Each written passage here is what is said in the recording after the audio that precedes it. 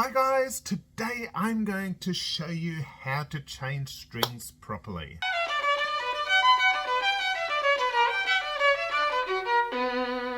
Now there's a few things that you have to do or check before you even change your strings, and a few things that I want to talk about before. So I'm going to use one of my beautiful Violin master violins, and I will show you how to change the strings on that. I've actually just changed strings like it's got brand new strings, but you know, that's all right. I can do it again. One thing that's important is obviously make sure that you have a whole set of strings and check in your case beforehand, because sometimes, like if you break a string, you take one out of the packet, you might be left with 3 new strings and 1 old string. Only ever do 1 string at a time. Don't ever do more, like don't ever try and change all 4 strings at once, because inside the violin is the soundpost, and the soundpost can fall over. You need to make sure that the string has a nice clean path all the way down from the peg, down over the nut, over the fingerboard, then over the bridge and into the tailpiece. So firstly you have to take the string off. There we go. Now you check very carefully that the 4 places, the pegs, nut, bridge and tailpiece, that you know the string has a clear path, and also you can put some graphite or pencil into the string grooves here and the string grooves at the bridge. Now when you put pencil on these string grooves, please make sure you just put the pencil on the string grooves and not accidentally draw all over the bridge. Being a violin maker, you know, I make the bridges, and sometimes you see bridges with like pencil lines all over them. Just watch out, I might personally come over and just take the violin away from you. Give me that! No, you can't have a violin if you're going to draw lines all over it. Okay, now we're going to check if the peg turns, that the peg turns very well. If it doesn't turn very easily, you can put some peg paste on. It's super easy. You buy the peg paste. This is the Hills peg paste. It costs about $20, maybe $15 in the United States. And you just put, where the shiny bits are here, you just put a little bit of peg paste. It's like a lipstick. And you put a bit of peg paste on. Okay, there we go. Just on the shiny bits, then you put it in and turn it a few times just to make sure it gets distributed. Also, if the shininess on here is not even, like say that one part is really shiny and one part isn't, it's possible that the peg is not properly round, and that can make your strings slip, but that's a job for the violin maker. The other thing is the hole in the peg should be about halfway, like somewhere in the middle of the peg box, or a bit towards this handle part of the peg, because of the way you wind on the string. So now we've put the pencil in the string grooves, we've prepared the peg, and I have checked that the little groove in the tailpiece is working properly. Now it's time to put on the new string. So you first put the string in at the bottom at the tailpiece. By the way, if it's a fine tuning tailpiece, you might want to just put a little bit of Vaseline or some kind of lubricant on these screws at the same time. Alright, so I've put the string in, and I keep it a bit tense so it doesn't come back out. Now I put it up to the peg box here. You put the string into the hole in the peg and push it through a little bit further. Now comes the tricky part. So you turn it half a turn, and then you want to make sure that you fold the string over itself. There we go. So you fold the string over itself, then you turn the peg.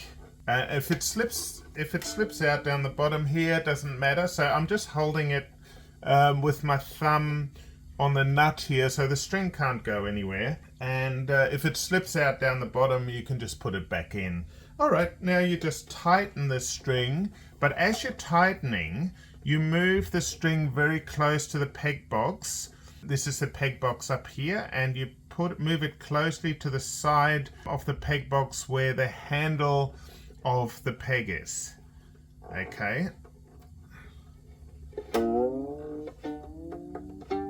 And you can see I've wound it really neatly. By being wound so tightly against the peg box, it actually pushes the peg in a little bit and stops it from slipping. You might have to rewind the peg if there's strong weather changes. So if you get a lot of humidity, the peg swells, and you might have to unwind it because you need to loosen the peg a little bit and then wind it back on a little bit looser so that the pegs, again, the string is up against the peg box. And then when it's very dry, the peg shrinks and it'll go in further. And so if it's been humid and it's going dry, you might have to unwind the string a bit and then wind it a bit closer to the peg box. And now there's something really important you have to do. So what happens is, when you're tightening this string with your pegs, it can pull the top of the bridge towards the fingerboard. So you need to stop, check, and make sure the bridge is straight. If it's not straight, you can straighten it. I've done a whole video on how to straighten your bridge. Here, I'll just quickly show you. You pop the violin on your lap, you push your thumbs together, and now you can move the top of the bridge very slightly to straighten it. What's important here is that the back of the bridge, the one facing the tailpiece, should be approximately at right angles to the base of the violin. So not the top of the arching here, but the bottom along here. So you just put something square on here, have a look, line it up, it's pretty straight. Yeah, there we go, that's pretty straight. So that's how you can find out. Now you just tune it up. There you go, have one more check of the bridge, and then you do the next string. One other thing is, when you get to the E string, if you just have the one fine tuner, I recommend taking the screw out all the way and putting a bit of grease on it. You can use Vaseline, you can use grease. I've got this dry lube stuff. Just put a little bit on the end of the on the thread, and then I wind it back in, and that'll make sure the thread turns nice and easily. Oh, and one other thing, when you put on new strings, they will stretch for a while. When you first put them on, they'll go out of tune quite quickly, and then they will stretch, and then you tune them up again. And so when you've put in new strings, for the next week, keep checking the bridge. Make sure that it stays straight, because as the strings stretch, the bridge will be pulled over that way. So I just like to straighten it quite regularly. It'll go out of tune, especially the first day. It'll go out of tune by a semitone to a tone, and then it'll sort of slowly back off. So if you've got an important concert, an exam, or an audition, make sure you put new strings on about a week beforehand would be ideal. That way the strings are played in, but even 2 or 3 days beforehand. You don't want to spend your audition or concert tuning. That would be just so frustrating. So there you go, you know how to change strings. That's all you need to know, but I will do a little troubleshooting section straight after this. If you're interested in my beautiful Pierre Lamont Master or Pierre Lamont violins, I actually did a video about how it all came about recently. So you can take a look at that. I also have videos about pegs as well as how to straighten the bridge. Okay, so troubleshooting items. The first one I talked about already is pegs. Sometimes the pegs just don't work smoothly. So there's lots of different causes. If the pegs don't work well, go to a violin maker and get them fitted properly. When the pegs fit properly, they should have a very smooth line right around the peg, and so it's very clear. The next thing that can happen is that your strings can easily fray at the nut. So the groove of the nut should turn extremely smoothly.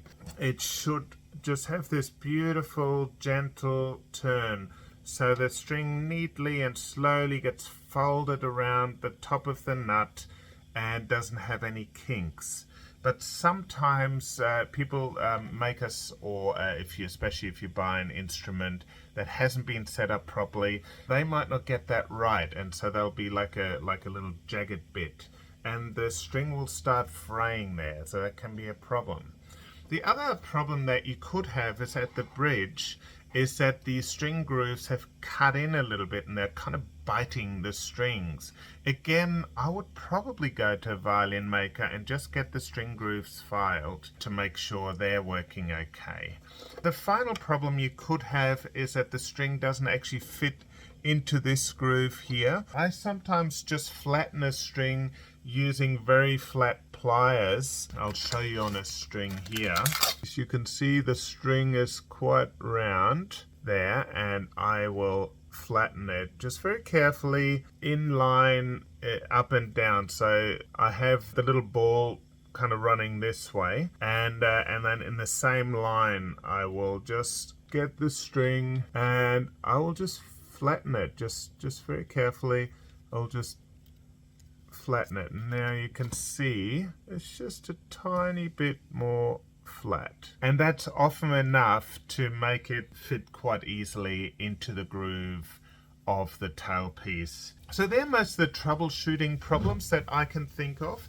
If the soundpost does fall over while you do it, you're going to have to go to a violin maker and get it fixed. So just be really careful, tune up each string right to pitch and before you take off the next string. Alright guys, thanks for watching. Hope you got something out of it. Remember, like, subscribe, watch some of my other videos. I've got a whole lot of really interesting videos that I hope can keep string players more educated about their instruments, because the more you know about your instrument, the more informed you are. And keep making beautiful music, and I'll see you guys next time. Thanks so much for watching. See you guys. Bye.